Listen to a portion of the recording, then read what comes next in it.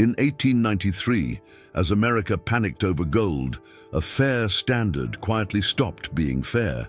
Years later, a Manhattan index line shows an obligation marked "Retired Removed" with no public filing number, proof that something real was changed, off the record. This video is titled, "The Race for Power." Whoever controlled the gold in the Golden Age controlled the game, and the controversy is simple. The gold standard did not reward discipline, it rewarded position. Not because the rulebook lied, but because access to the reserve mattered more than the promise of equal convertibility. And the first piece of evidence is not a theory or a rumor. It is a surviving entry in a Manhattan recording index, dated November 3, 1895, where a gold-linked obligation is marked "Retired Removed" by reference to a schedule that carries no public filing number. The line exists, the closure is asserted, and the public trail that should explain it is missing. In the next minutes, we will prove how and why a system that looked uniform on paper could be navigated like a private corridor by those closest to gold and credit. To understand the weight of that single line, you have to return to the climate that made gold more than metal. The Panic of 1893 was not merely a market event. It was a public shock that turned convertibility into a national anxiety. When confidence collapses, people do not debate abstractions. They ask whether promises can be honored on demand. Under the gold standard, the promise was precise.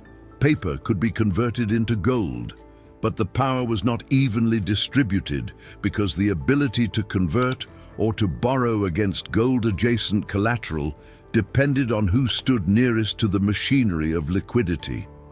In the mid-1890s, the U.S. Treasury Gold Reserve was not a distant concept. It was a benchmark watched by financiers, politicians, and the press as a signal of whether the entire structure could hold. New York in this period did not merely host capital, it organized it. Wall Street banking houses and trust company networks were positioned where credit could be extended before panic became public language. Their advantage was not always visible in the newspapers because visibility itself carried risk. Reputations were assets. A banking name was collateral. The wrong headline could tighten credit faster than any formal policy. And in the Golden Age, society and finance were not separate spheres. They were the same rooms, the same dinners, the same boards, the same corridors of counsel. A system built on confidence learns to manage what the public is allowed to see. This is where the gold standard's fairness becomes a matter of perspective. On paper, $1 was one claim under one rule. In practice, there were claims that could be honored quickly because the claimant had a relationship, a line, a trustee, a correspondent, or a standing arrangement that turned waiting into priority. When gold becomes the language of solvency, timing becomes a weapon. Those who can move first do not look brave, they look prudent. Those who arrive late do not look cheated, they look unlucky. And that is how unequal access can masquerade as equal treatment without ever announcing itself. The historical record reflects this tension in what it emphasizes and what it reduces. The public story of the era favors speeches, policies, and visible transactions. The private reality is often preserved in administrative phrasing, short lines, procedural notations, and the careful absence of detail. A clerk's office in Manhattan is not glamorous, but it is where the official world admits in its own language that certain outcomes occurred. The entry dated November 3, 1895, does not tell us a dramatic story. It does something colder. It confirms that an obligation could be closed in form while its public explanation remained out of reach. And that is what makes this investigation necessary. Because if a liability can be retired without a public filing, that explains the transaction, then the question is not whether the gold standard had rules, it is whether the rules were experienced equally by those inside the networks and those outside them. If a ledger can close a gold obligation without a visible transaction, what do you think actually moved? Money, influence, or classification? Leave your view in the comments and subscribe so you don't miss the next file. If this intrigues you, leave a like. We will not start by claiming villains, and we will not start by inventing motives. We will start where the era left a footprint that it did not intend to advertise, in the institutional spaces that outlived the people they served. The Golden Age built monuments that still stand, but its most durable architecture was often administrative, definitions, categories, and forms that could shift burdens without a public scene. The proof, when it survives, rarely announces itself as proof. It sits quietly among volumes meant to look ordinary.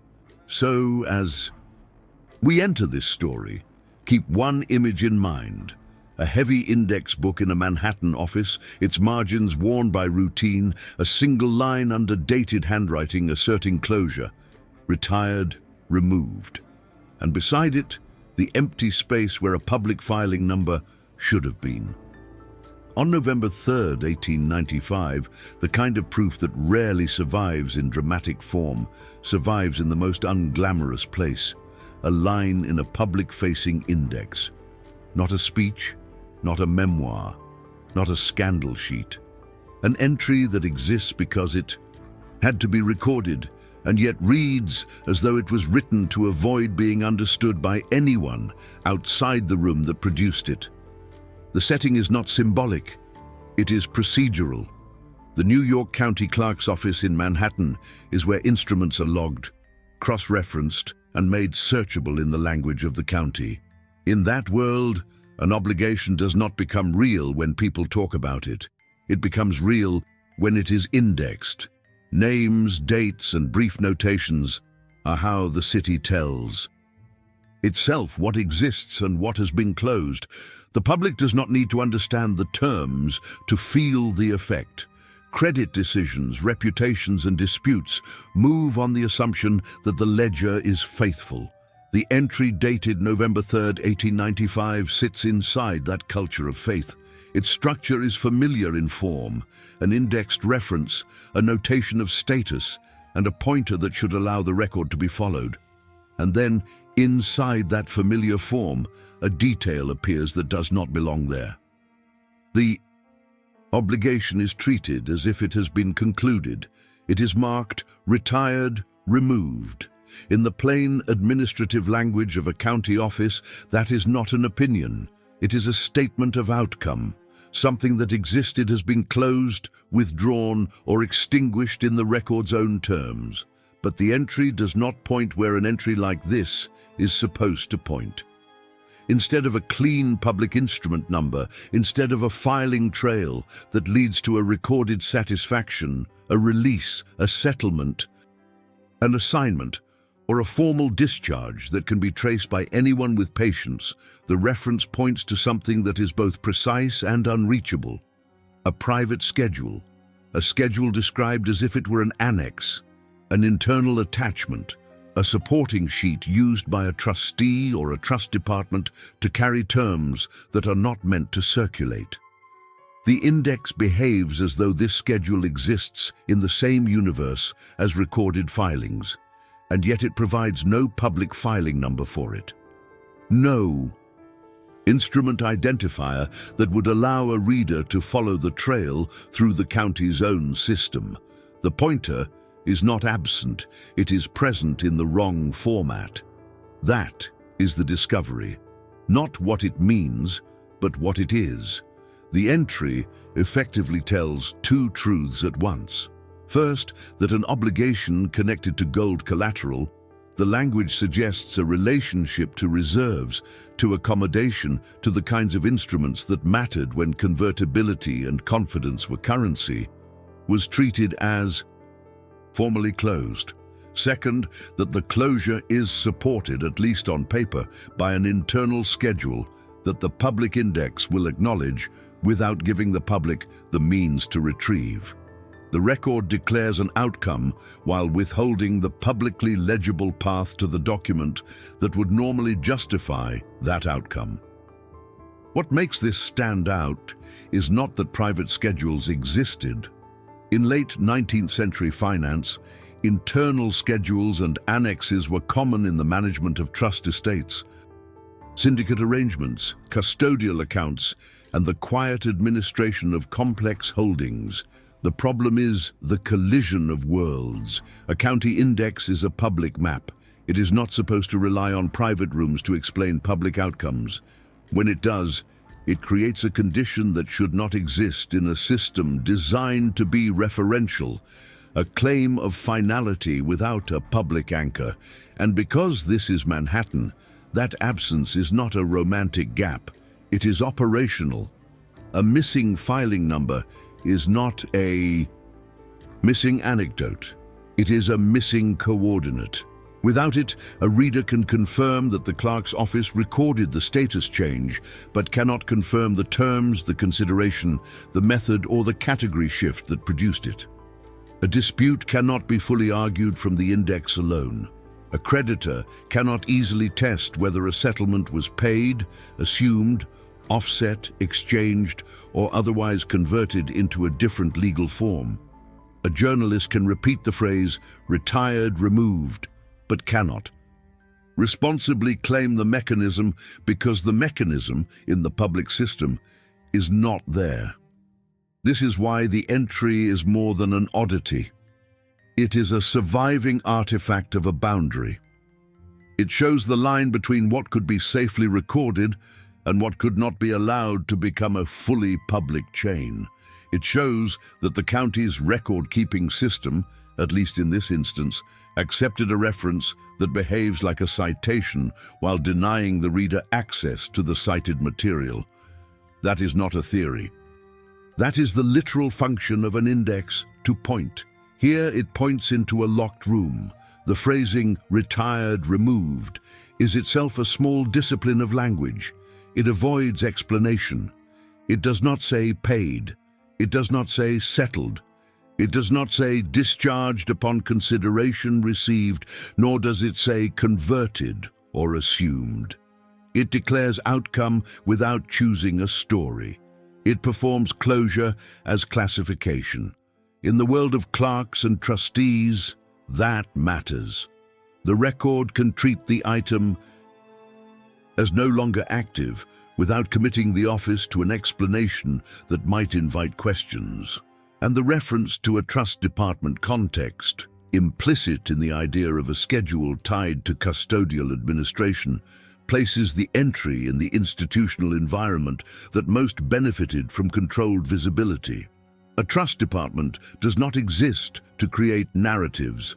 It exists to preserve assets, manage liabilities, and keep the machinery turning without provoking unnecessary attention.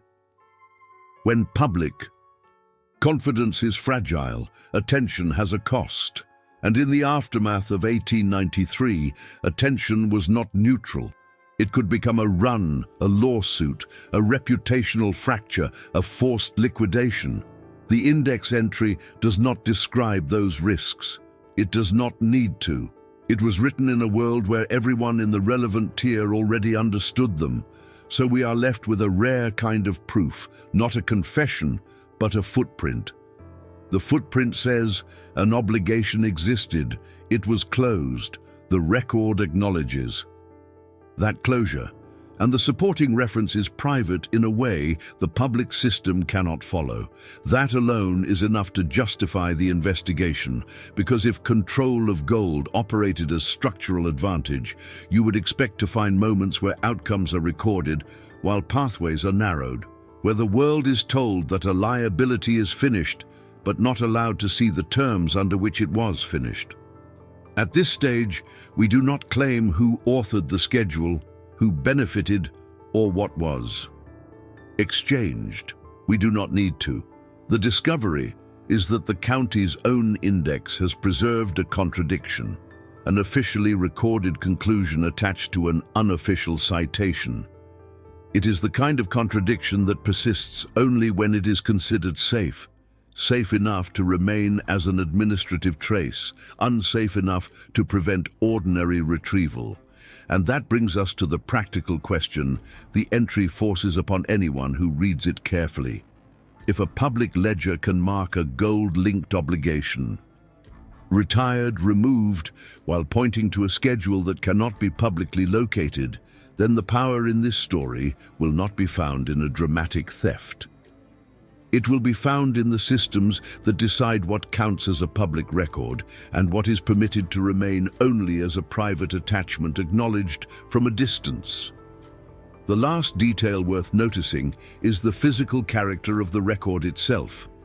Index books in county offices were built for repetition. They were meant to be used, not admired.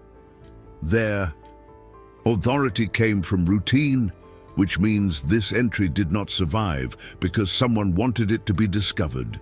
It survived because it looked sufficiently ordinary to be left alone. A line, a date, a status, a reference that appears compliant at a glance. The block ends where the evidence ends, with that line sitting on the page, the ink slightly uneven, the notation retired, removed, resting beside a reference to a private schedule that the public cannot pull, an outcome stated as fact, and a pathway withheld as procedure. To understand why a single index line in Manhattan could matter more than a public statement, you have to step back into the narrow window between 1893 and 1895, when the country learned, again, that finance is not governed by ideals. It is governed by confidence, and confidence is governed by who can convert, who can borrow, and who can wait. After the Panic of 1893, the gold standard was still presented as a neutral rule. But inside the system, neutrality was not how survival was allocated. The panic did not begin as a philosophical dispute about money. It moved through practical mechanisms that the public could feel without naming. Credit tightened. Depositors became sensitive to rumors. Railroads, still the spine of American expansion and the largest field for leverage, entered reorganization, receivership, and forced restructuring. That was not a distant corporate drama. In the Golden Age, a railroad's stress radiated outward, to banks that held its paper, to trusts that had underwritten its issues, to merchants whose contracts depended on its lines, to households whose savings sat in institutions exposed to its collateral.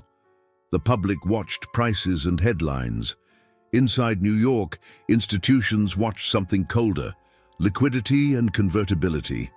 In that environment, gold was not a slogan. It was a gate.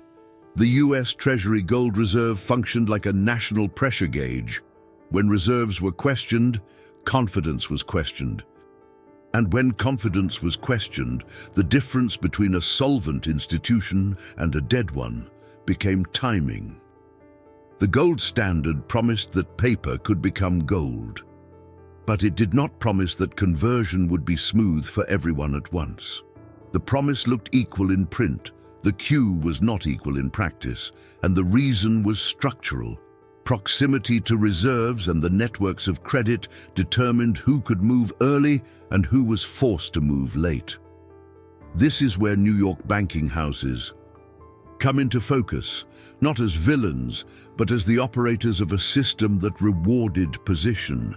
Banking houses did not simply lend money. They organized syndicates, they managed placements, they controlled relationships that determined whether a borrower would be treated as credible in a stressed market.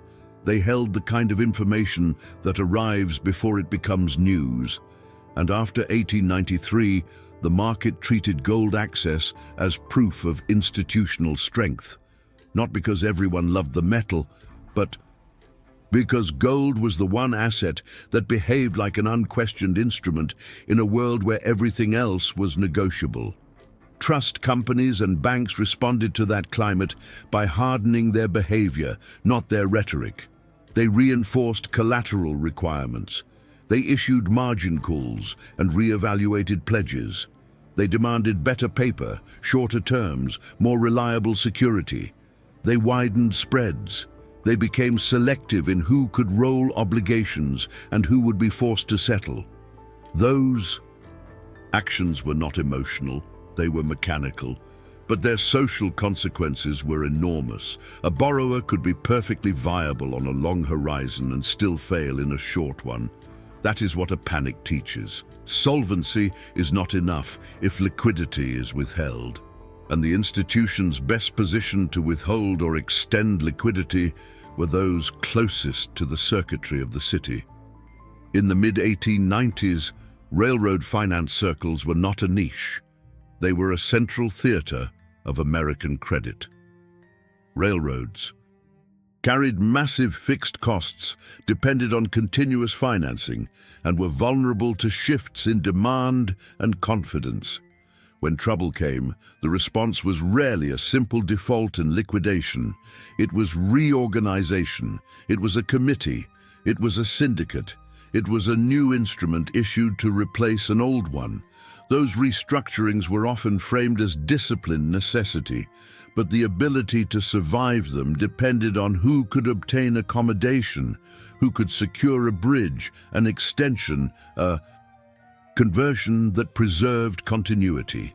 That is why gold convertibility became, in practice, a marker of social solvency, not just financial solvency. In a stable period, convertibility is a background rule. In a stressed period, convertibility is a test. If your institution could meet it, or was believed to be able to meet it, you maintained the confidence that kept deposits in place and credit lines open. If you could not, or if doubt spread, you became vulnerable not only to market pressure but to reputation collapse. In the Golden Age, reputation could move faster than documentation. A whisper could tighten terms. A headline could empty accounts. And those who managed reputations managed risk. The press mattered because it did not merely report the economy. It shaped what safe meant to the public. In New York, newspapers turned financial rumor into civic mood. They gave language to fear. They made runs rational by making them visible. Institutions, therefore, had an incentive to avoid anything that could be framed as weakness or impropriety. A visible settlement could be spun. A visible restructuring could be interpreted as distress. A visible admission that an obligation had been handled privately, especially one connected to gold collateral or reserve accommodation, could raise the exact question the system could not afford at the wrong moment: who is being rescued and who is not? That is the context in which certain administrative behaviors become understandable without being excused. When the system is fragile, visibility becomes a kind of exposure. An institution may prefer a quiet solution, not because the solution is illegitimate, but because public legibility creates second-order risks, a line of questioning, a cascade of demand. A sudden shift in counterparties' willingness to roll paper, a creditor's decision to litigate rather than negotiate. And the Golden Age was a time when litigation itself could be a weapon of reputation. Courts did not merely decide outcomes, they made disputes public. They pulled names into the record. They forced disclosure through procedure. A settlement that remained procedurally private could preserve stability in the short term and preserve power in the long term. The practical reality was that gold access and credit access were not evenly distributed because credit itself was not evenly priced. Networks mattered, standing mattered, relationships mattered. An institution with the right correspondence could secure accommodation earlier and cheaper. A borrower with the right sponsorship could roll obligations that others would be forced to redeem at the worst moment. A firm with the right trustees could move liabilities into forms that were easier to carry through stress. Meanwhile, those outside the circle faced blunt choices: sell assets into a thin market, accept punitive terms, enter receivership, or be diluted in reorganizations they could not influence. So when we say, "Who controls the gold?" controls the game, the phrase is not an exaggeration. It is a description of how priority is created when a system is under strain. Control did not always mean literal possession of bars. It meant influence over reserves, over credit creation, over the definitions of acceptable collateral, over the willingness to extend time. In a gold standard world, time is not neutral. Time is granted by lenders, by trustees, by syndicate managers, by committees. And time determines who looks stable and who becomes a casualty of arithmetic. This is why the index line we found in Manhattan, dated November 3, 1895, cannot be treated as a trivial clerical oddity. It appears at the end of a period when institutions were rearranging exposures, hardening credit, and managing reputational risk with the same care they managed balance sheets. A notation of retired removed tied to a private schedule sits exactly where the era's incentives would place it. After the panic, during the tightening, in a climate where public legibility could produce instability, and where the difference between an orderly conclusion and a public controversy was often the method of recording. And there is a second, quieter consequence that grows from this context. Once the public learns that outcomes can be reached without visible pathways, trust becomes asymmetric. Those inside the system still trust it because they understand the mechanisms. Those outside trust it only until the system's results feel inconsistent with the rhetoric. That mismatch is the seed of long-term skepticism, and it is also the reason the era's record-keeping becomes so important. Because when the rule is fair in principle but uneven in operation, the only way to demonstrate the unevenness decades later is to find the institutional traces, the lines that admit closure without explaining it. We are now positioned to move from broad climate to narrow mechanism. We have the period, we have the incentives, we have the pressure points. Gold. Reserve anxiety, credit tightening, reorganizations, reputational fragility, and the strategic value of controlling what becomes legible. The next step is not to accuse.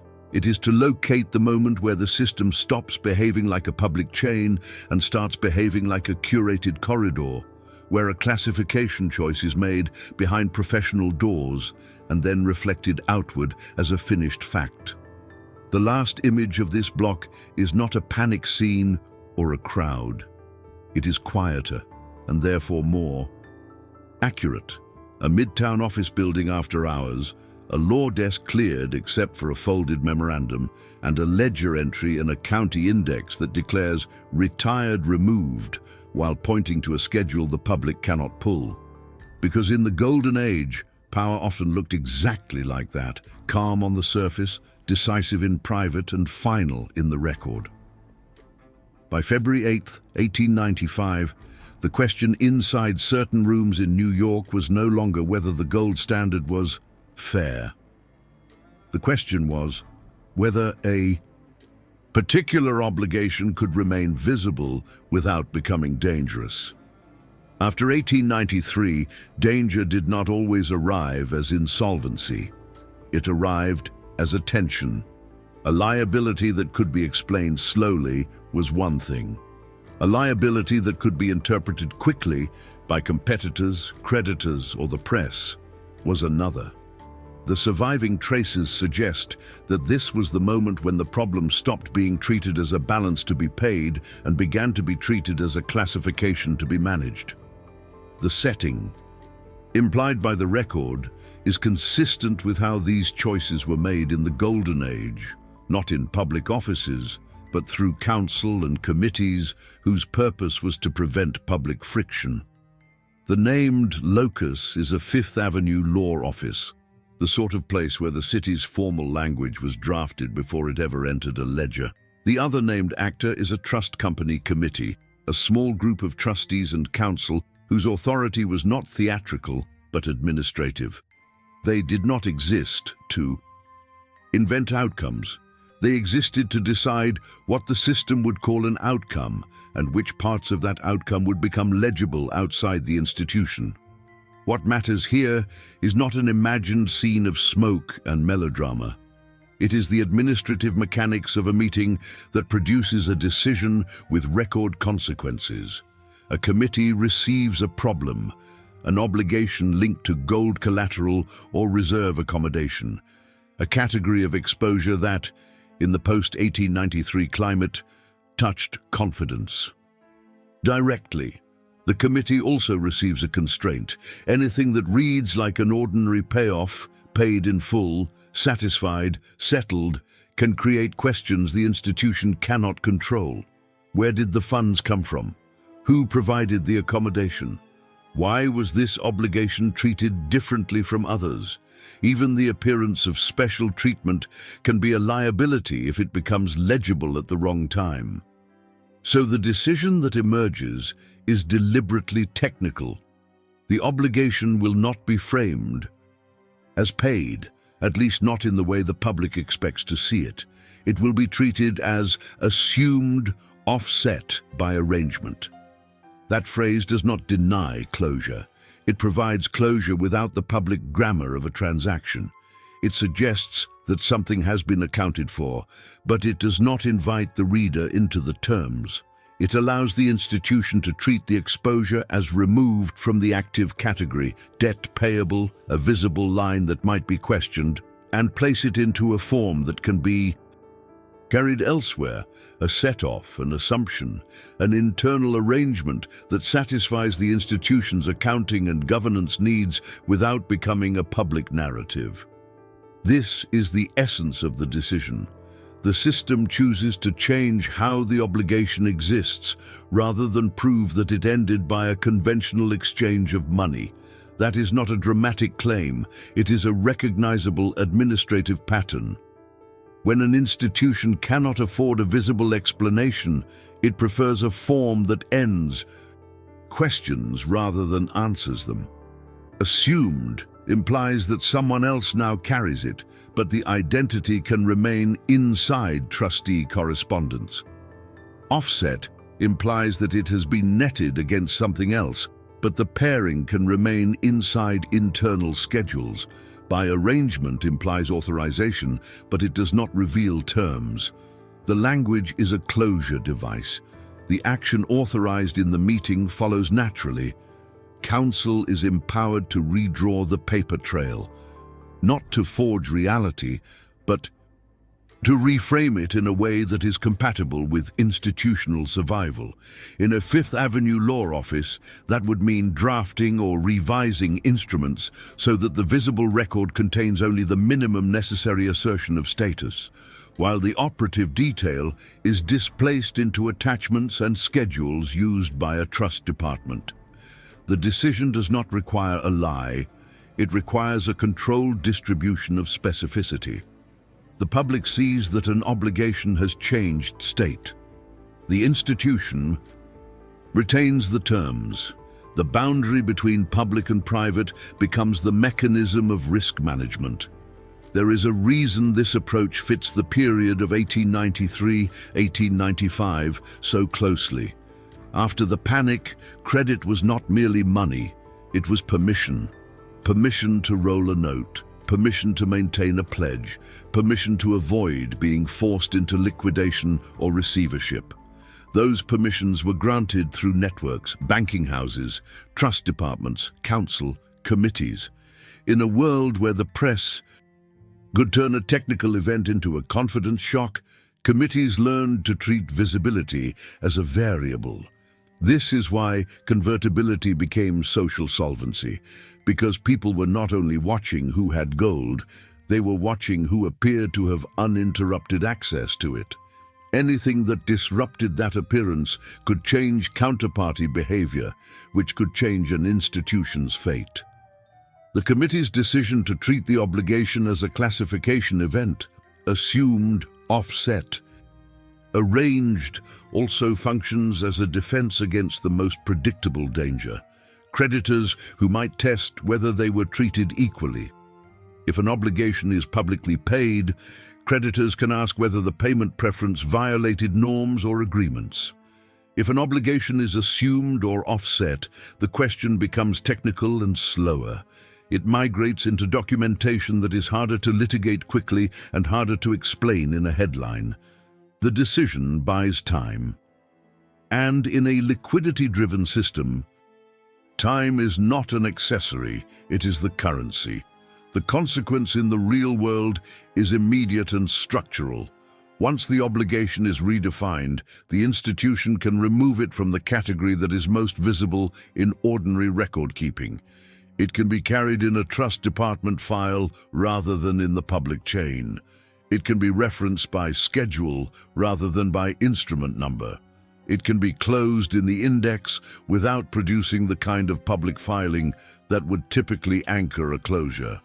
The record will still show that a change occurred because records must show outcomes, but the record will not necessarily show why in a way that is legible to outsiders. This is how the decision anticipates the November 3rd, 1895 index entry we already have. An index line that marks an obligation retired, removed while pointing to a private schedule is not an accident of paperwork. It is exactly the kind of outcome a classification decision makes possible.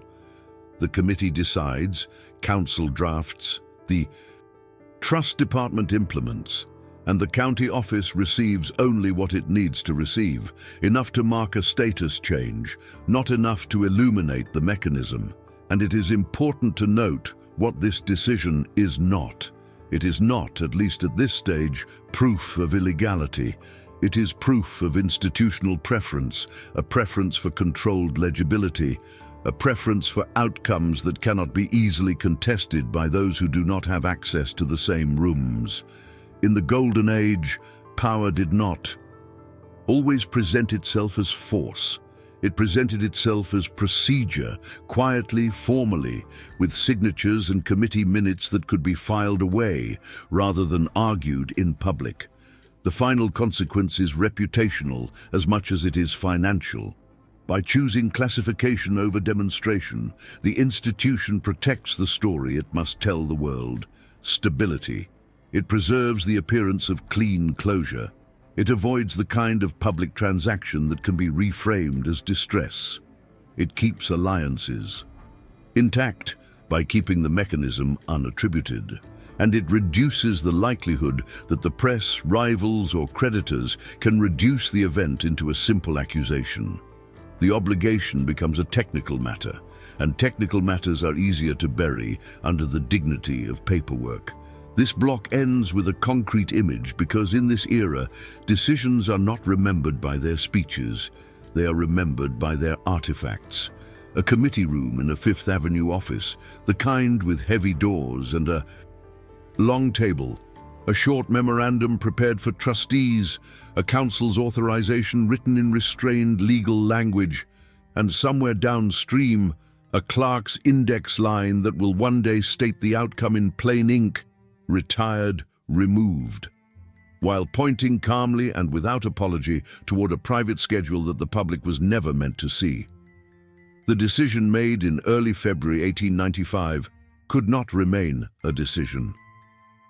In the Golden Age, a committee's intent had to be converted into paper that could survive clerks, counter-signatures, and time.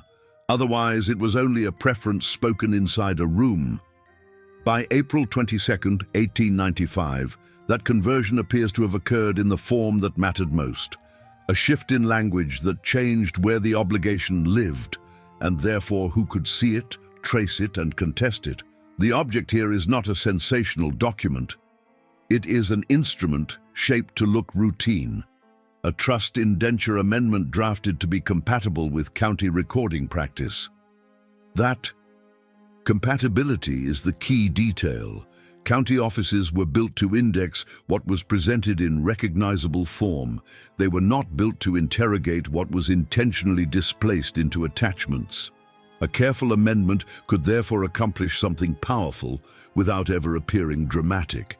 It could keep the public record technically intact while relocating the operative meaning elsewhere. The action, in plain terms, is a swap of verbs. This is not metaphor.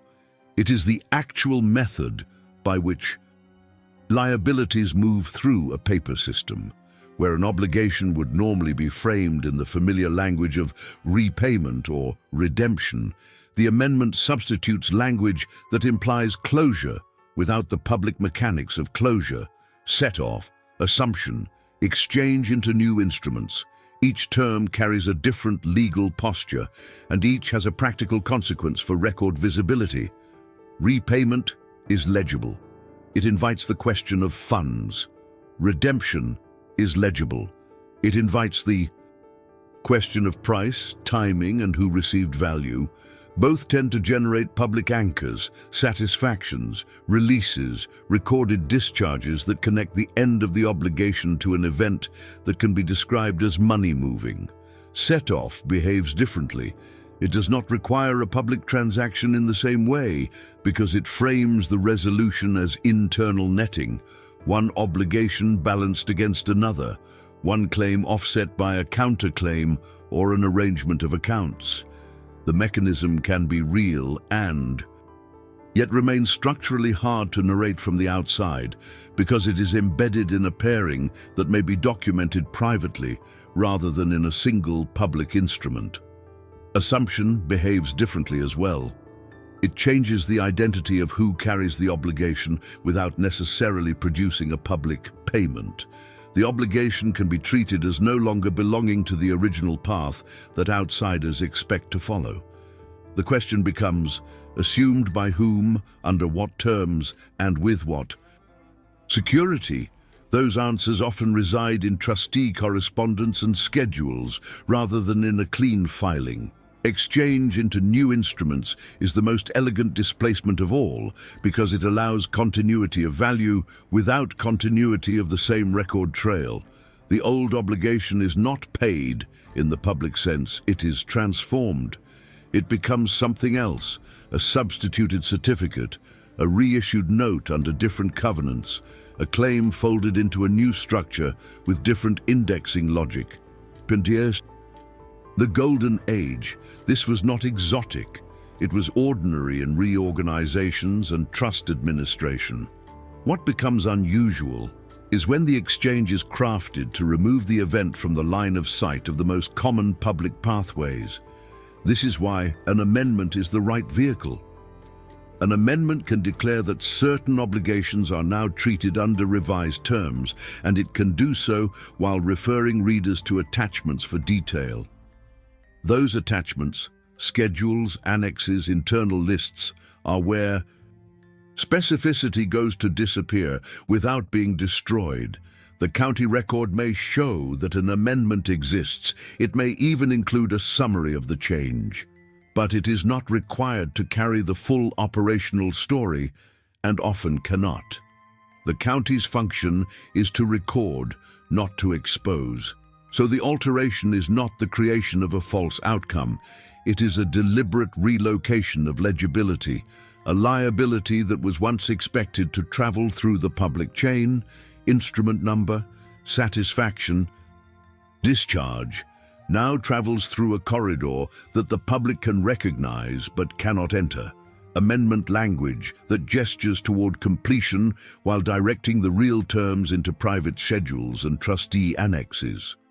The consequence in the real world is immediate and measurable, even if the public cannot measure it at the time. Once repayment is swapped for set-off, the trail a creditor expects begins to fail. Once redemption is swapped for assumption, the identity that the public would attach to the obligation becomes unstable.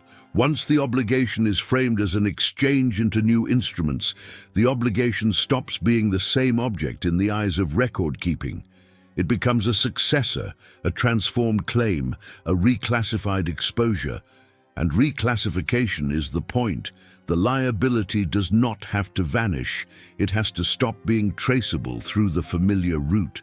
This also explains why the later index line, retired, removed, can coexist with the absence of a public filing that narrates payment. The public record can be fed a status outcome because the status outcome is supported by an internal accounting and trustee logic that has been moved out of the main channel. The public ledger sees the end state. It does not see the root. That is not an accident of bureaucracy. It is the intended product of language selection. The county recording practice matters here because county systems have a predictable weakness. They rely on form. If an instrument is presented in a recognized format, it can be entered. If an instrument refers to schedules that are not recorded in full, the county can still log the existence of the instrument while leaving the operative material beyond public reach. This is how a system can remain proper while becoming selectively opaque. It does not require collusion from a clerk. It requires that counsel understands the edge of what must be recorded and uses that edge as a boundary. There is another layer to the alteration that becomes visible when you consider reputation. Paid and redeemed are words that imply a visible act of strength, but they can also imply the possibility of weakness. Why did this need to be redeemed now, under pressure? Assumed, offset, and exchanged are words that imply administrative order rather than distress. They shift the narrative from "we found money" to "we arranged classification." In a post-1893 environment where the press could translate transactions into anxiety, administrative language was safer than transactional language. It offered closure without inviting the public to imagine a scramble. And because this is the Golden Age, it is also about inheritance and standing. A public satisfaction can attach names to events. It creates a clean anchor for rival interpretation. A carefully drafted amendment can end the public inquiry at the level of procedure. An amendment exists. Terms have been adjusted. The rest is by arrangement. It keeps the end of the U. Story in a place where the public is not invited to read past the caption. The alteration then is not merely linguistic, it is a change in how reality is allowed to appear. The liability's existence shifts from a public instrument chain to a trust administration chain. The visible record becomes a signpost. The operative record becomes a file. The public is shown a door. The key is held elsewhere. What makes this block advance the investigation is that it converts the prior topic's decision into a material mechanism. You can now see how a closed-room choice becomes a public outcome without a public pathway. The committee authorizes counsel. Counsel drafts an amendment that swaps the verbs. The verbs control where the details go. The details migrate to schedules, and the county record doing its job logs the change without carrying the full structure. In the end, the obligation does not disappear as a matter of arithmetic. It disappears as a matter of routing. The consequence is also legal, not only archival. Once the obligation is routed into private schedules and trustee annexes, any attempt to challenge the outcome becomes slower and narrower. A creditor may know something changed, but not what. A rival may sense advantage, but cannot quote terms. The public may see stability, but cannot verify equal treatment. The very architecture of documentation becomes a defense. This block ends with a specific image because this is what the alteration produces in practice. AC thick amendment page, dated April 22, 1895, bearing formal signatures and careful clauses, recorded in a way that satisfies county form, while the real movement of the liability, the pairing, the assumption, the exchange, sits behind it on a referenced schedule, a private attachment, an annex in a trustee's file that the public index will later acknowledge only by pointing toward a place it cannot reach. By 1895-1896, the question of who benefited can be answered without naming a single villain, because the benefit was produced by structure. The gold standard did not reward virtue, it rewarded position. It rewarded proximity to reserves and proximity to the people allowed to treat access as a classification rather than a transaction. Once you understand what the April 1895 language swap accomplished, moving an obligation out of the public channel into trustee logic, the beneficiary becomes visible in the only way this era allows, not as a face in a headline, but as a class of actors who could pass through gates the rest of the market could not even see. The named entities that matter here are not decorative. They are operational. Trust departments were the nerve centers of control because they sat at the junction between private wealth and public institutions. They were staffed to administer instruments, hold collateral, execute conversions, and maintain correspondence that never had to become public. Private counsel networks were the second hinge. They were the translators of intent into enforceable language, and they moved comfortably between Fifth Avenue offices, club rooms, board committees, and the desks where recording choices were made. And the third entity is a milieu rather than a corporation. The Fifth Avenue wealth environment, the old money ecosystem where reputation was treated as a form of credit, and where credit in a gold regime could be converted into survival. The action in this block is concrete and repeatable. Insiders operated with structural advantage in three connected ways: cheaper credit, priority in conversion, and the capacity to wait. Cheaper credit here does not mean generous interest rates in a modern sense. It means access to lines and accommodations that were priced not just by risk, but by relationship and collateral quality, and by who could call a trust department and be taken seriously. Priority in conversion does not mean a formal queue posted on a wall. It means that when convertibility became scarce, when gold became anxiety, some entities could act early because they were already inside the network of counsel, trustees, and banking houses that defined what would be treated as liquidity. Capacity to wait is the most decisive advantage of all. In a panic's aftermath, waiting is power because it prevents forced sale. If you can wait, you can hold. If you can hold, you do not have to disclose weakness. If you do not disclose weakness, you preserve credit. And preserving credit is preserving your future. This is the beneficiary's hidden mechanism, the ability to avoid becoming public. Publicness was often the event that killed firms, not the underlying assets, not always even the underlying numbers. The moment the wrong story reached the wrong audience, credit could be repriced overnight. Depositors could retreat. Counterparties could demand collateral. Newspapers could turn a technical adjustment into a moral narrative. And in the Golden Age, moral narratives had market consequences because they could be weaponized by rivals and creditors. To see who benefited, you follow the path of the alteration.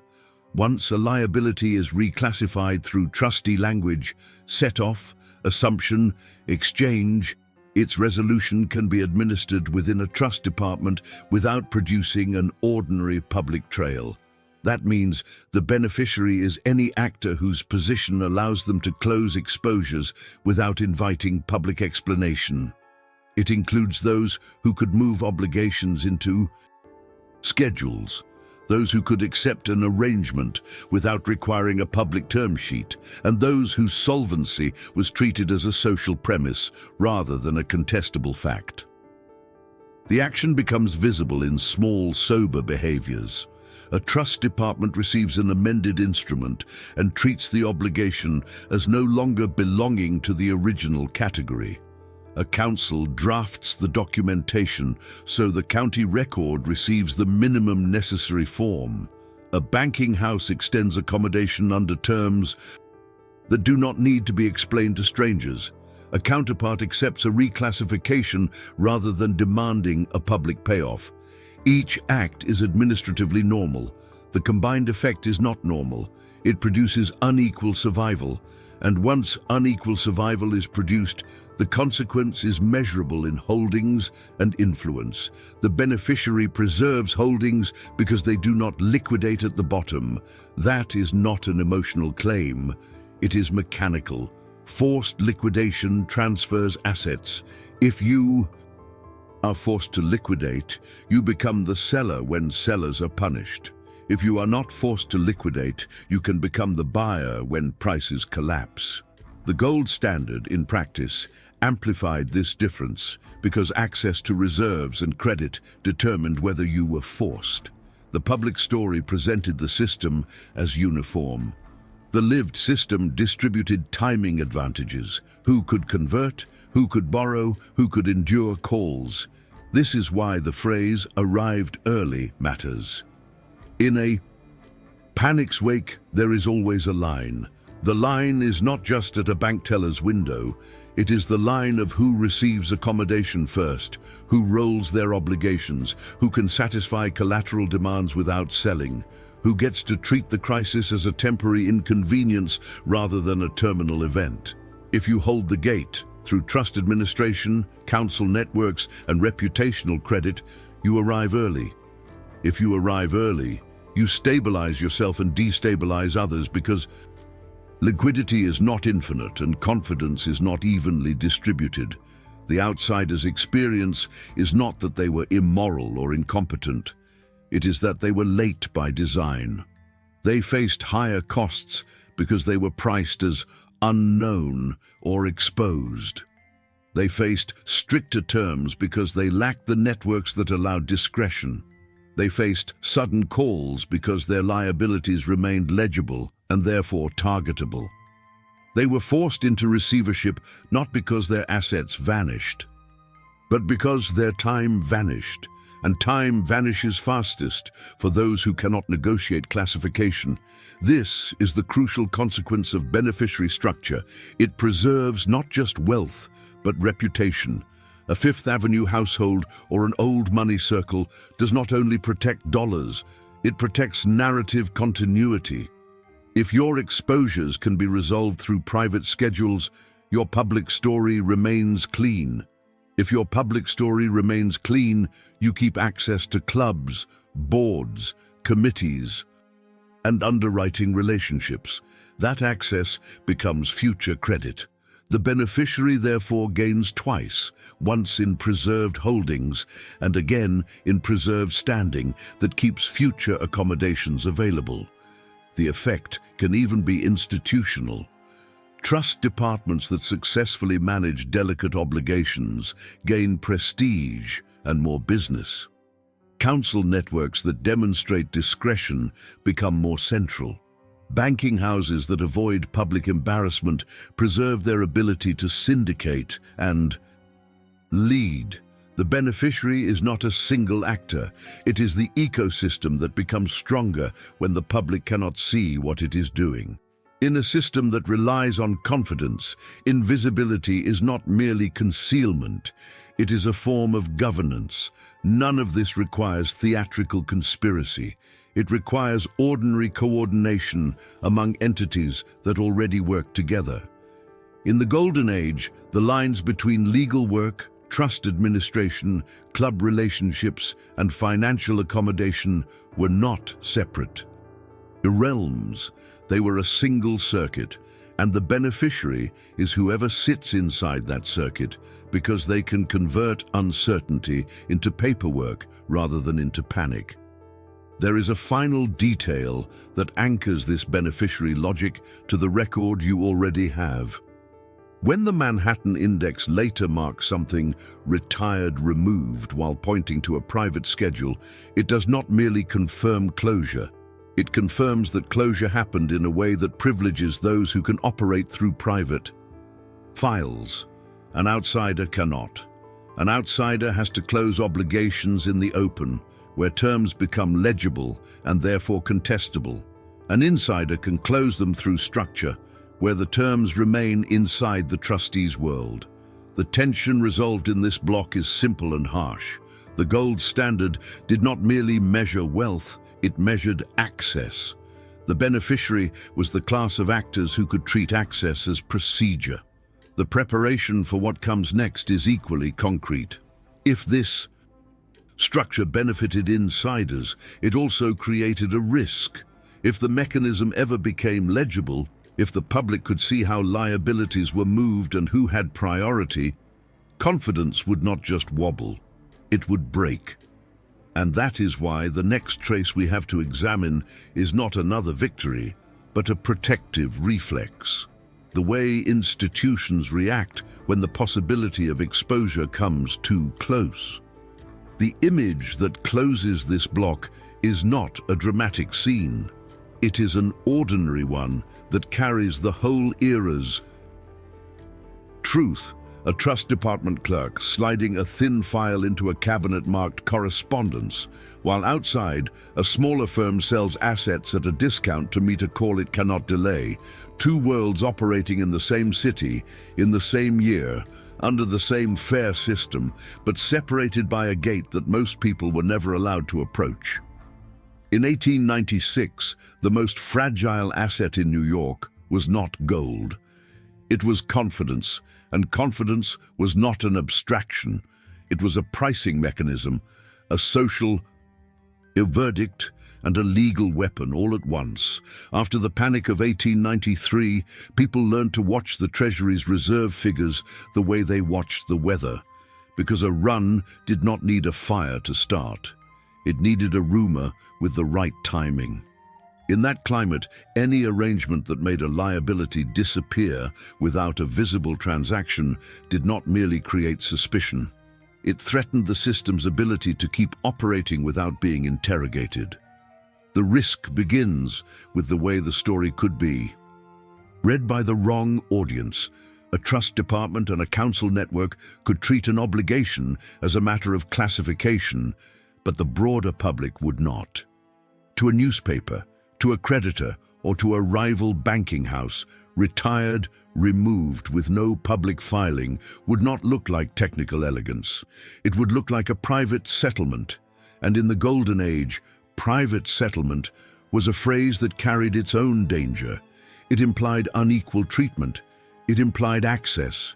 It implied a gate, and the existence of a gate was always more scandalous than the existence of a debt. The named entities here are blunt because the threat was blunt. New York newspapers did not need full documentation to construct a narrative. They needed a pattern. A single index line at the New York County Clerk's office could be enough, not because it proved wrongdoing, but because it suggested a story that readers already suspected, that rules were uniform in speech and selective in practice. And the state. Oversight climate in the mid-1890s was not an empty backdrop. Even when regulation was uneven, the threat of inquiries, legislative hearings, or court-ordered discovery was real. The more the public worried about money, the more officials felt compelled to be seen responding to it. The action in this block is a plausible projection grounded in how the era worked. If the mechanism became legible, it would have been framed, exploited, and litigated. Not necessarily in that order, but often all at once. The press would frame it first because framing is cheap. Rivals would exploit it because reputational damage is leverage. Creditors would litigate it because litigation forces exposure. Imagine the pathway. The first exposure is not a confession, it is an accident of attention. A reporter hears a phrase, gold collateral or reserve accommodation, connected to a retired obligation that has no public equivalent. That reporter does not need to understand trustee schedules. They only need to Ask why a public index points to a private reference. The headline does not have to accuse. In 1896, it only has to imply a quiet arrangement, a closed-room settlement, a special treatment. Those words, printed on paper and passed hand to hand, would have done their work. Once the story is printed, the second action occurs almost automatically. Rivals begin to speak. Not publicly at first, privately, through the same council networks and club rooms that made the system function. The beneficiary class understands something the public does not, that reputation is not simply social, it is collateral. If a banking house is believed to have received special treatment, its deals become easier to question and harder to price. Rivals could pressure counterparties by suggesting that the house's stability depended on private accommodations. They could push depositors towards safer names. They could force the target to overpay for credit or pledge more collateral to silence doubts. The third action is the creditor's response, and this is where the risk becomes institutional. A creditor does not need moral outrage to act. A creditor needs leverage. If there is any chance that a liability was resolved through reclassification rather than repayment, then the creditor's first move is not necessarily to call it fraud. The move is to demand legibility. In legal terms, that means discovery, requests for correspondence, trustee schedules, side letters, committee minutes, anything that shows the mechanism. Courts did not have to be modern to be dangerous. The mere process of compelled production could drag private files into the open, or at least threaten to. And the threat of discovery changes behavior before a single page is produced. Allies recede, not because they suddenly become virtuous, but because association becomes costly. In the Golden Age, alliances were not only financial, they were social and political. A trust company committee might decide to distance itself from a client. A prominent council might decline to sign new papers. A banking house might pause accommodations, not to punish, but to protect its own standing. The risk is contagious because it is reputational. If a scandal attaches to one name, it can smear the network that made the arrangement possible. This is how confidence breaks in a system built on confidence. It does not break because the assets are gone. It breaks because the story changes. The public story of the gold standard was that it was uniform, rule-bound, and stabilizing. The lived story, if the mechanism became legible, would be that convertibility and accommodation were distributed by proximity, and that proximity could be engineered through private paperwork. Once that story takes hold, the market begins to reprice not just one firm, but the credibility of categories, trust departments, banking houses, even the implied fairness of convertibility. The consequence becomes real in measurable ways. Credit spreads widen. Calls become faster, collateral standards tighten. The line becomes harsher for anyone whose name is not already treated as safe. Depositors and smaller financiers do not need to understand the mechanism to react to the atmosphere. In 1896, money could flee on tone alone. It could flee because the public senses that certain people can close obligations without showing how. And if that is true, then the public must assume the system will protect insiders first. The oversight climate intensifies. Officials may not know the full details, but they understand political pressure. If newspapers frame the story as private settlement under a supposedly fair monetary regime, the state has to appear attentive. That can mean inquiries into recording practices, questions about county indexing, or scrutiny of trust company processes. The record-keeping system becomes part of the controversy, and that is the most dangerous escalation of all, because it turns a private arrangement into a question about institutional legitimacy. Once the legitimacy of the record itself is questioned, every party becomes nervous, including those with nothing to hide, because a nervous public does not differentiate carefully. The risk, therefore, is not only scandal, it is a chain reaction. A private mechanism becomes legible. Legibility becomes narrative. Narrative becomes revaluation. Revaluation becomes withdrawal.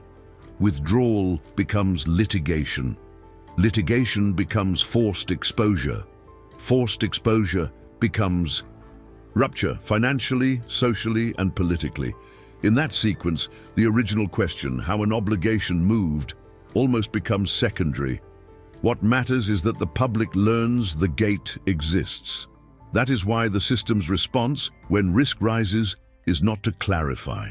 It is to reduce trace, not because clarification would be impossible in principle, but because clarification would require admitting that classification is power. And in 1896, admitting that publicly would invite exactly the outcomes. The era feared most: loss of credit, loss of standing, and the kind of legal visibility that turns private procedure into public contest. This block resolves one tension clearly. The arrangement did not need to be illegal to be catastrophic if exposed. The danger was the mismatch between the official narrative of fairness and the operational reality of access. The preparation for the next topic is therefore direct. If exposure would break confidence, the next rational action is not denial. It is removal of names, of pages, of correspondence, of anything that could allow a third party to reconstruct the mechanism with legal precision. The image that ends this section is simple and procedural. A newsroom desk with a draft headline that uses the words private settlement, while across town, a trust department filing room closes for the evening and a clerk turns a key in a cabinet, because in 1896, a locked drawer could be more stabilizing than a gold reserve statement. By October 2nd, 1897, the most revealing part of the case is no longer what the record says. It is what the record cannot say anymore, even when you know exactly where to look. This is the point in the investigation where the trail stops behaving like ordinary loss and starts behaving like directed absence. Not a fire, not a flood, not the slow decay of paper, something cleaner than that. Something that leaves the shelves intact while hollowing out the sequence. The entities that matter here are not grand in name, but they are decisive in function. An estate archive maintained through a private secretary's office and a trust department filing room that managed correspondence, schedules, and internal references that never belonged to public view. In the Golden Age, the public ledger was only the facade. The structure that supported it was private indexing, private custody, private rooms where paper traveled with fewer witnesses. If the risk described in 1896 was that the mechanism could become legible, then 1897 is what an institution does when it decides legibility is unacceptable. The action is concrete and it is administrative.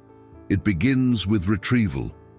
A clerk in a trust department does not destroy history in one dramatic act. The first step is always to locate what connects names to mechanisms, the letters that reference accommodation, the drafts that show the language swap, the internal notes that explain why an obligation was treated as classification rather than payment. In a filing room, those items are not stored as scandal. They are stored as routine, correspondence folders, committee packets, schedule envelopes, registry cross-references. The work of disappearance starts when someone with authority instructs that routine to be revised. The private secretary's office is where discretion becomes policy. An estate archive is not just a room. It is a controlled narrative. It holds invitations, philanthropic receipts, council letters, travel notes, and the quiet paperwork that keeps reputation smooth across decades. If a single name in a letter could connect a debtor to a trustee arrangement tied to gold collateral Takishun reserve accommodation, then that letter is not merely risky, it is radioactive. Not because it proves crime, but because it proves a gate, and gates, once seen, become political. So the process turns procedural. Pages are replaced, not ripped out in front of an audience.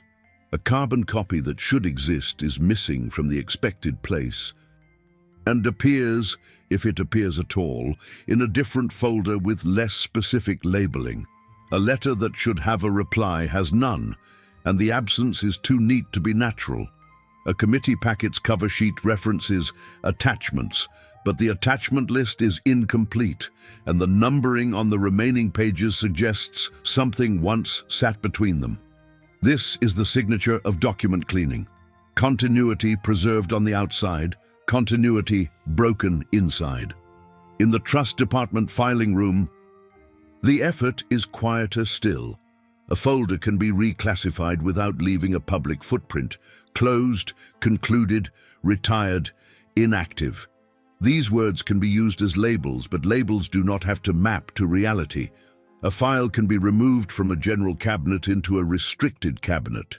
A restricted cabinet can be accessed by fewer hands, and fewer hands means fewer memories. In a system built on institutional memory, restriction is not only security, it is attrition. The consequence becomes measurable in the only way such things can be measured, through secondary traces. This is not speculation, it is the mechanics of archives. When something is removed from an ordered system, the system often leaves behind artifacts of its former order, broken sequence numbers, index references that point to a destination that no longer resolves, margin notes that assume the existence of an enclosure, register entries that list a schedule identifier with no public filing, and now no private packet to explain it. These are not dramatic revelations, they are the cold geometry of absence, and that is why the void becomes verifiable. A lie can be argued about. A missing page can be dated by its surrounding context. An empty slot in a numbered run is not an opinion. It is a fact of discontinuity.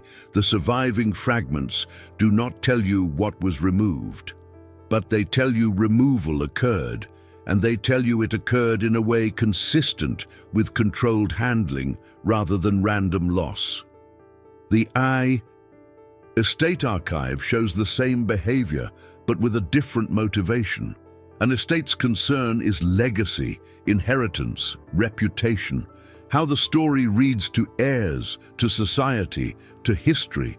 Trust departments are concerned with exposure, litigation, counterparties, solvency as perception. Those motivations converge when the same correspondence touches both worlds. A council letter about classification that also touches an old money name. That is the junction point where reputational risk becomes archival. Risk.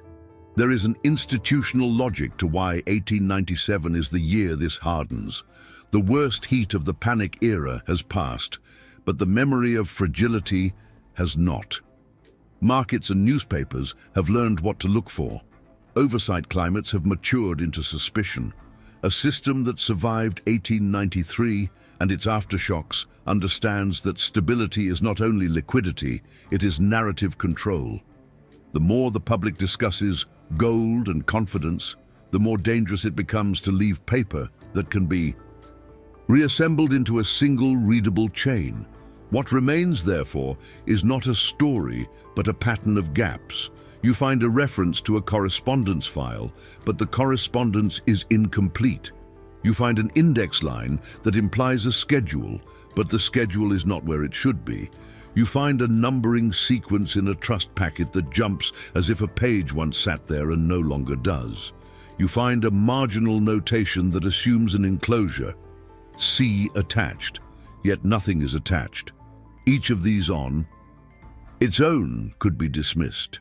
Together, they form the only kind of evidence that survives when institutions clean.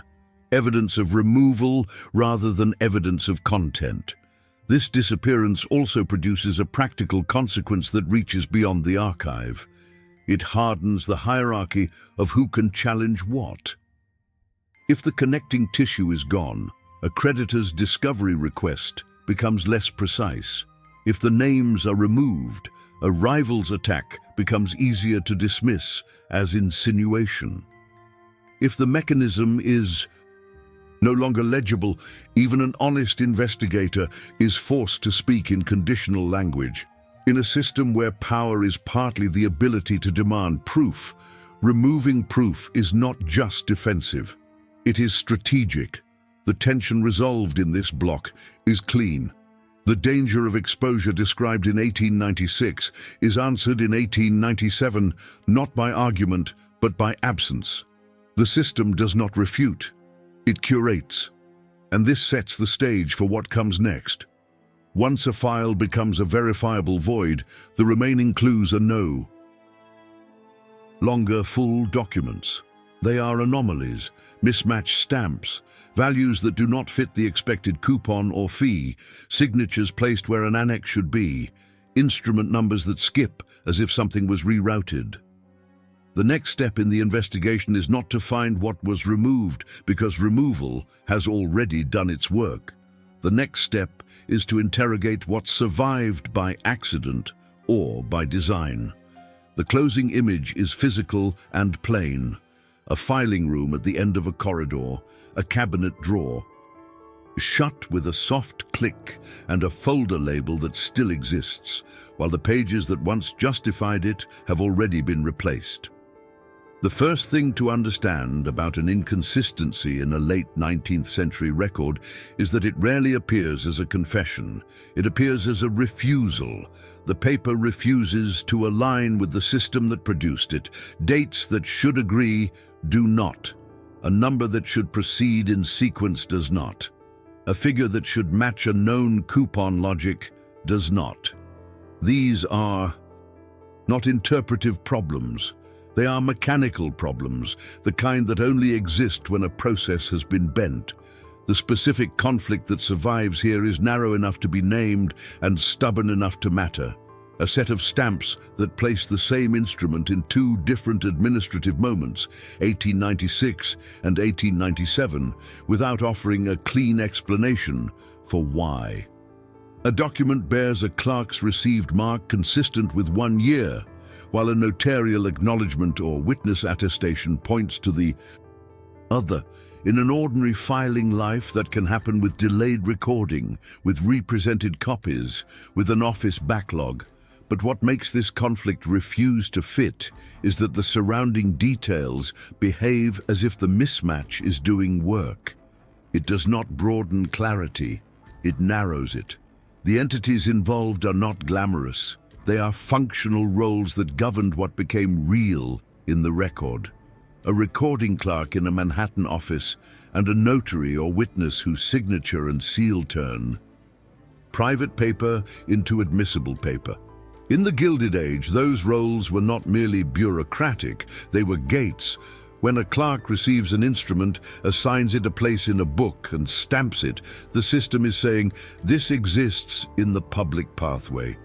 When a notary acknowledges signatures, the system is saying this can withstand scrutiny. A conflict between these marks is not a stylistic error. It is a structural ambiguity introduced into the object. The action in this block is a confrontation of particulars. You place the surviving pages side by side and you stop treating them as narrative. You treat them as artifacts. One stamp indicates an office receipt date in 1896, the kind of quick ink mark that belongs to intake.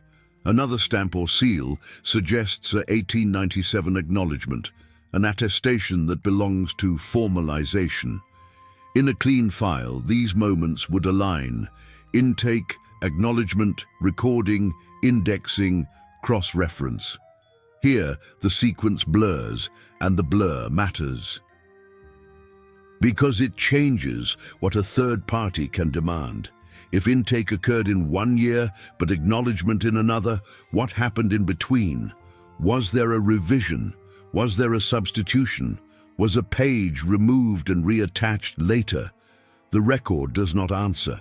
It only shows the seam. Then there is the value that refuses to behave.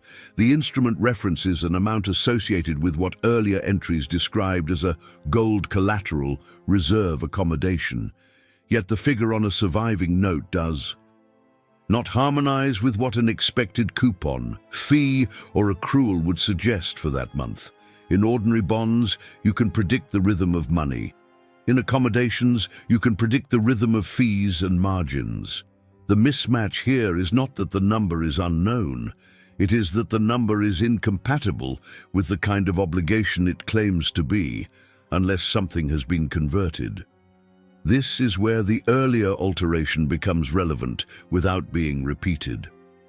Once language swaps repayment for set-off, assumption, or exchange into new instruments, the money becomes harder to read in a single line. That is the point. The surviving value behaves like it belongs to a different category than the text suggests. It looks like the residue of a conversion, an amount that would make sense if it were a netted figure after offsets, or if it were a balance after an exchange into a replacement instrument. But the public-facing paper does not announce conversion. It uses vague terms that allow the reader to assume closure without seeing mechanism. The most telling inconsistency is physical, not numerical, a signature positioned where an annex should be. In standard drafting practice, the last page carries signatures after schedules and exhibits are referenced and attached. Here, a signature block sits on a page that reads like it anticipates an attachment. Language that implies as per schedule, as herein annexed, as shown in the private schedule. But the annex is not present. Either the annex never existed, which contradicts the references, or it existed and was removed, which aligns with what the previous block established. Document cleaning that preserves labels while hollowing contents. A notary's seal in such a position becomes a tool of misdirection without requiring deception in the seal itself. A notary attests that a person appeared and acknowledged a signature. The notary does not certify that the attachment was included or that the instrument's internal cross-references are complete. That is not the notary's function. This is why the placement matters. It produces a document that is valid enough to travel while remaining incomplete enough to obstruct reconstruction. And then there is the numbering. Instruments that pass through county practice tend to leave numbering footprints, LIBOR and page references, docket identifiers, index codes, internal packet numbers. What survives here is a sequence that jumps.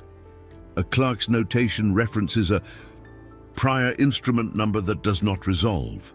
A later reference points to an instrument number that exists, but the intermediary numbers are absent. Again, in isolation, this could be backlog, or a different book, or a separate filing stream. But the pattern is consistent. The missing pieces are always the pieces that would connect the public entry to the private mechanism. This is where the inconsistency stops being a mere curiosity and becomes an investigative pivot. An honest error can produce confusion, but it usually produces confusion in all directions. It does not consistently reduce visibility. The mismatches here do not create random noise. They create selective fog. They leave just enough structure for an obligation to appear retired, removed, and just enough formal mark to protect against casual challenge while removing the exact connective tissue a public reviewer would require to prove how that retirement occurred. The practical consequence is legal and institutional. A creditor attempting to trace the chain would face ambiguity that delays and dilutes. A rival seeking to weaponize the record would find it frustratingly non-committal. An oversight climate that relies on clear filings would find nothing clean to seize. In a system where timing and proof determine who gets heard, ambiguity becomes defense by design. It buys time. It fractures certainty. It pushes disputes into a realm where only insiders, those with access to schedules, committee packets, and council correspondence, can speak with confidence. There is another consequence, quieter but equally real. It conditions the record to be treated as a performance. The public sees closure language. The public sees dates and seals. The public assumes ordinary process. Meanwhile, the people who understand the seam, the clerks, the council networks, the trust department hands who know what a complete packet should look like, learn the lesson that absence can be engineered without breaking. Formality, you do not have to falsify the system. You only have to use it in a way that creates non-recoverable pathways. This is why the stamp conflict matters. It is not simply that one stamp says 1896 and another implies 1897. It is that the conflict is attached to other misalignments, value logic, signature placement, numbering gaps that point toward a managed record rather than a messy one. The system did not collapse into disorder. It maintained its posture while altering what could be. Reconstructed. The tension resolved in this block is precise. The void from 1897 is no longer just an absence. It has edges. It has seams. It has marks that show where the file was forced to pass through official hands while remaining incomplete in exactly the ways that protect the mechanism from public tracing. And this prepares the next step directly. If an inconsistency like this survives, it can only survive because it becomes tolerable inside a process. A single irregular file is a risk. A repeatable vocabulary and repeatable routing make the risk disappear into routine. What follows, therefore, is not another missing page. It is the moment this kind of fog becomes a method, when clerks, council, and trust departments begin to label sensitive movements with standardized terms like restricted, maintenance, preservation, and by instruction, so that the gaps stop looking like anomalies and start looking like procedure. The closing image is simple and concrete. A stamped corner of paper under lamplight, two dates that should have matched, and a clerk's ledger line that points onward, away from public books into a schedule the public was never meant to see. By the time an inconsistency can be observed across more than one sheet, the deeper question is no longer what happened to a single file. The deeper question is what kind of organization allows that seam to exist without correction. In the 1890s, the marks that refused to align still looked like accidents. A knee, intake stamp in 1 year, an acknowledgement in another, a signature sitting where an annex should have been. Those are the kinds of problems that invite inquiry. They are visible precisely because they look like mistakes. What changes at the turn of the century is not the existence of sensitive arrangements. Those had always existed. What changes is the language used to hold them. When a system learns that visibility is the danger, it begins to manage visibility as an administrative variable. And that is how a secret stops being an episode and becomes a process. The date that matters here is May 11th, 1901. It appears not as a dramatic turning point, but as the kind of date that would sit comfortably on a memorandum, a routine instruction, a line in an internal register. The entity is equally unromantic and therefore more important. Trust departments as a category, reinforced by the connective tissue of private clubs and council networks that carried shared habits across institutions, without requiring formal coordination. In the Gilded Age, trust department did not simply mean custodianship. It meant a controlled space where wealth could be administered through instruments that were technically lawful and practically unreachable. The action in this block is the standardization of phrasing. Not one phrase, but a family of phrases that do the same work. They keep a record alive while keeping its contents out of public reach. The words are plain: restricted, maintenance, preservation, by instruction, And that plainness is part of their strength. They do not announce a special circumstance, they declare a category. They make sensitivity sound like routine. To see what this does, you have to picture how a trust department actually handled paper. There were public-facing filings, and there were internal packets. There were instruments that belonged in county books, and there were schedules that lived behind a door, with access granted by title and by familiarity. There were minute books for committees, and there were council letters that were not minutes, not filings, and not meant for circulation. In the 1890s, the most vulnerable moment was transition, when something moved from one kind of paper to another, when an obligation was converted, offset, exchanged, or absorbed by arrangement. Transition created seams. Seams created evidence. By 1901, the solution is procedural. Reduce seams by moving details off the public pathway earlier and more cleanly. You do not remove the record entirely because absence can trigger suspicion. Instead, you keep the record and remove its explanatory anatomy. You write restricted, and that single word permits the omission of names, terms, collateral description, and routing. You write maintenance, and that permits continued administrative handling without any description of what is being maintained. You write preservation, and that permits a file to be kept without being opened, referenced without being described, protected without being made legible. You write by instruction, and you have invoked authority without identifying it. This is not an abstract evolution. It is the difference between a traceable event and a non-traceable one. In the earlier material, the investigator had something to press. A stamp conflict, a number that jumped, a signature placed where an attachment should have been. Those are mistakes only if the system still believes it owes you. Clarity. Standardization is how the system stops owing you clarity. It replaces mistakes with a vocabulary that anticipates the investigator and deprives him of leverage.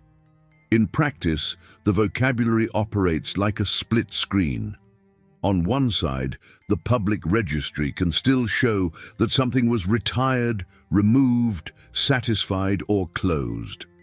On the other side, the actual mechanism, how gold collateral was treated, what was netted, what was assumed, what was exchanged into what, moves into schedules that do not circulate publicly and do not need a public filing number. A schedule can be referenced without being filed. It can be held without being indexed. It can be maintained without being described. And if a later reviewer ever asks why the record is thin, the system can answer with its new language: restricted, preservation, by instruction. This is where the council networks matter. The same terms begin to appear across different houses, not because they are copied from one master rulebook, but because the same people move through the same rooms. The private clubs and the council circles of New York were not merely social ornaments. They were practical channels through which methods traveled. A council who has learned that a restricted notation prevents a later discovery fight will use it again. A trust officer who has learned that maintenance allows a file to remain active without exposure will recommend it again. A clerk who has learned which wording triggers fewer questions will adopt it again. None of this requires conspiracy. It requires professional memory. The consequence is institutional and measurable.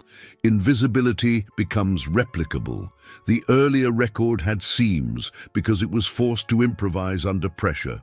The later record has fewer seams because it no longer improvises, it routinizes.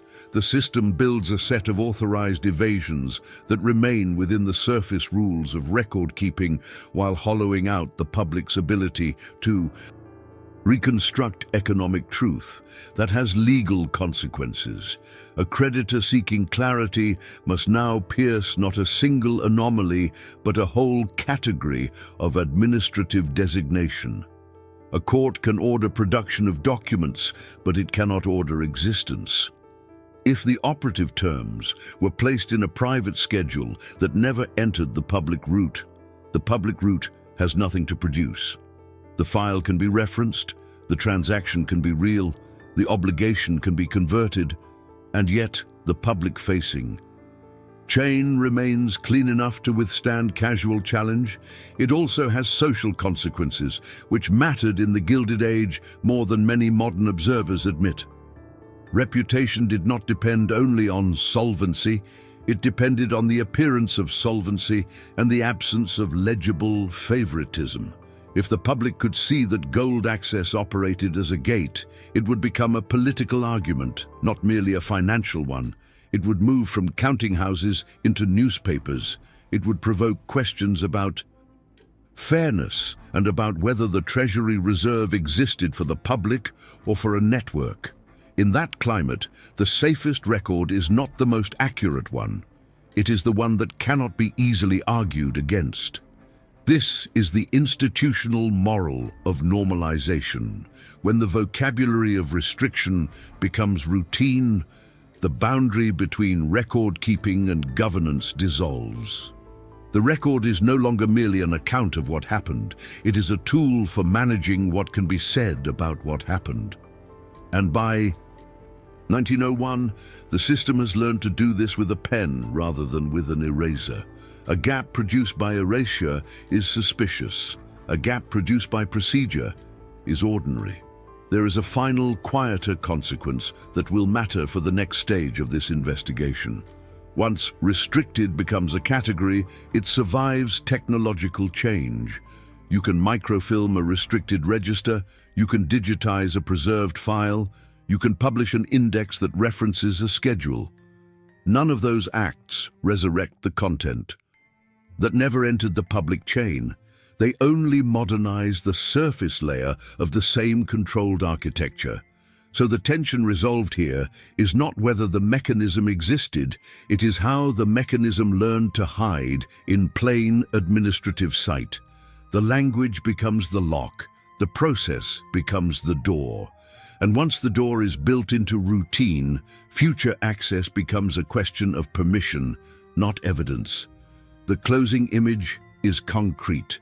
A trust department notation in neat hand, dated May 11th, 1901, with a single word, restricted, written where explanation should have been, and a second note beneath it, smaller, colder, almost apologetic. Details held in private schedule, by instruction. The note dated May 11th, 1901 does not read like a confession. It reads like a procedure. That is precisely why it matters now. A confession is a moment. A procedure is a design. And designs survive their own era, not because anyone keeps repeating the original intent, but because the method becomes normal, teachable, and easy to defend as how things are done. In the present, the first instinct is to assume that technology corrects the asymmetry. We are told that archives are opening, ledgers are being scanned, indexes are being cross-linked. County records that once demanded travel, time, and permission are now searchable, zoomable, and reproducible. The public archive in its digital form looks like a democratizing force. It can be, but only within a boundary that the Gilded Age system understood long before computers. Access expands what exists on the record. It does not resurrect what was never allowed onto it. The date that clarifies this is 2008. Not because the modern crisis is identical to the monetary tensions of the 1890s, but because the crisis of 2008 exposed a familiar distinction in public life. The difference between what is officially visible and what is operationally decisive. When markets seized and institutions scrambled to stabilize confidence, the public was offered narratives in the language it could recognize. Meanwhile, the mechanisms that actually routed survival, credit lines, collateral terms, private guarantees, off-balance arrangements, side agreements, were often handled in channels that were not designed for public reconstruction. That distinction is not an accusation. It is a structural observation about how power behaves under stress. The entities in this block are not villains and not heroes. They are categories that define what can be known. Public archive digitization efforts on one side and modern private capital structures on the other. The first is driven by ideals of preservation and access. The second is driven by confidentiality, leverage, and negotiated control. The tension between them is not new. It is a direct continuation of the Trust Department vocabulary that matured by 1901. The words have changed, the logic has not. The action here is concrete. Digitization makes the surviving record easier to read, but it does not change what the record contains. It makes an index entry more searchable, but it cannot produce the schedule referenced by that entry if the schedule was never filed publicly. It can present a photographed page of a county book, but it cannot photograph the missing page that was replaced before microfilm ever existed. It can standardize metadata, but it cannot create metadata for documents that were never entered into the public chain of custody. This is why the 1901 vocabulary is more than atmosphere. Restricted was not a dramatic label, it was an administrative one. It told the system where to store detail so that the detail would remain real without becoming legible. In modern form, the equivalents are familiar to anyone who has watched high-stakes finance operate: confidential, private placement, side letter, data room access by invitation, non-disclosure, terms subject to negotiation, not for public distribution. They are not inherently improper. They are simply the contemporary version of an old institutional decision, the decision to make certain truths operational but not reconstructible. If you go looking for a 19th century private schedule today, what do you find? Not a locked drawer in a trust department filing room, but an empty space where a public reference points away from the public path. The absence is modernized, not repaired. In the best cases, a digitized index will tell you that an instrument existed, was amended, was satisfied, was replaced, was assigned. The digitization can even preserve the handwriting that marks the decision. But when the detail was displaced into a private annex, held by instruction, the digitized record becomes a clearer photograph of the limitation, not an escape from it. There is a second problem, quieter and more damaging to reconstruction. Digitization creates a new sense of completeness. When a person sees thousands of scanned pages, searchable databases, and curated collections, the mind assumes the system is now whole. The reality is that digitization can make a partial archive feel total. It makes what survived feel like everything that mattered. The Gilded Age institutions understood this kind of psychological effect without describing it in modern terms. They did not need to. They only needed to ensure that the public-facing record was coherent enough to stand on its own. Coherence is not truth. It is the minimum condition required to prevent inquiry from becoming leverage. In 2008, the official story was filled with terms that were public-facing by design: liquidity facilities, capital injections, stabilization measures. Those are real. But the decisive layers often lived in documents that were not meant for the public to pass in real time. Negotiated terms, collateral schedules, covenants, waivers, private assurances. Even years later, many of the most operational details remain dispersed across confidential agreements, private legal files, or negotiated disclosures that do not assemble themselves into a single public narrative. This is the same logic that governed the gold standard's practical power after 1893. The official claim is uniformity, a standard applied to everyone. The operational reality is conditional, access determined by proximity to reserves, credibility networks, and the institutions that could convert promises into survival. In the 1890s, the line was a metaphor for credit priority, but it was also physical: doors, offices, endorsements, committee decisions. In 2008, the line is still real. It is drawn through counterparty relationships, collateral eligibility, the ability to roll funding, the ability to negotiate terms away from public scrutiny. The public sees the outcome. The mechanism remains a set of agreements that do not circulate as a single file. This is where the consequence becomes institutional, the official narrative remains clean, and the gap becomes a form of power. A clean narrative is not necessarily false. It is simply incomplete in a particular direction. It omits the part of the story that would show how advantage is structured. And when the missing part is missing by design, when it never entered the registrable pathway, contesting the narrative becomes difficult even for serious investigators. You can point to what exists, you can cite what survived, but the most decisive terms may have been held in a form that is not accessible without consent. That is the modern inheritance of the Gilded Age record-keeping system. We often speak of the past as though it is gone, as though its influence survives only in architecture and portraits and names on plaques. Yet the more enduring artifacts are often procedural. The way wealth preserved itself, through council networks, through trust departments, through controlled documentation, did not disappear when mansions were converted into museums. It adapted. It became legal infrastructure. It became financial infrastructure. It became standard professional practice. None of this requires an accusation of a hidden hand. It requires a sober acknowledgement of what institutions are optimized to do when reputational risk is existential, and when markets punish uncertainty, systems learn to control legibility. They learn to make the record adequate for authority, not adequate for reconstruction.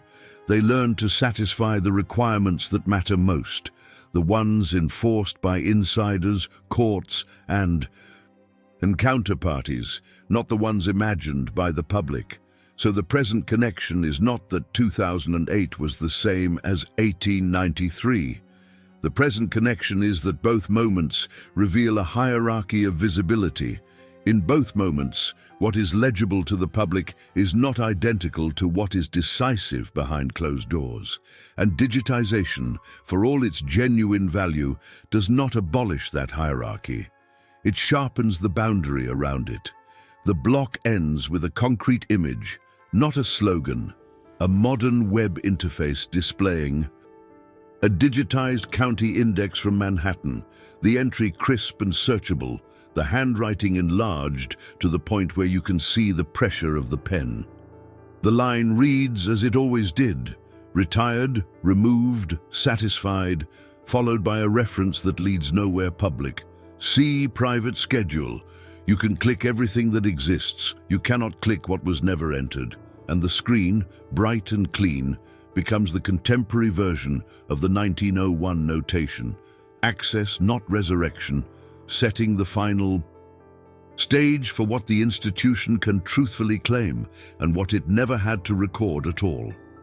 In the last frame of our record, the screen is clean, the ink is legible, and the entry is searchable.